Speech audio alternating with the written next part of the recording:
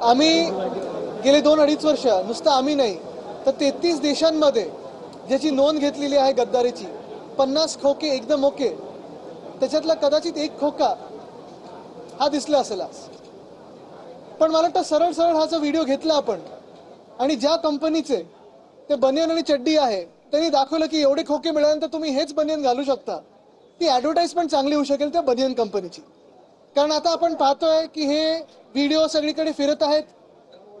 परवा एक गद्दार आमदार मारामारी करताना बुक्कीबाजी करताना आज एकतर खोकेसोबत बसले म्हणजे ते बॅग मध्ये काय आहे आता त्याचं बदलून बदलून सांगतील की नाही नाही ते महात्मा गांधी छापलेलेच बनियन होते बाकी काही नव्हतं त्याच्यात. पण स्पष्टपणे जे दिसत आहे ते स्वतः आता कॅबिनेट मंत्री आहे त्यांच्यावर आरोप झालेत. हॉटेल घेण्याचा प्रयत्न जमीन ढापण्याचा प्रयत्न हे सगळे आरोप झालेले आहेत. मुख्यमंत्री महोदयांनी स्वतः उच्चस्तरीय चौकशी देखील लावलेली आहे. प्रश्न हाच आहे की ह्या गँगचे बॉस भ्रष्टनाथ मिंदे कारवाई करणार का. उत्तर मी तुम्हाला हे आज पण देऊ शकतो की ते कारवाई बिलकुल नाही करणार. पण जी आयटीची नोटीस आलेली आहे खूप उशिराच आली आहे.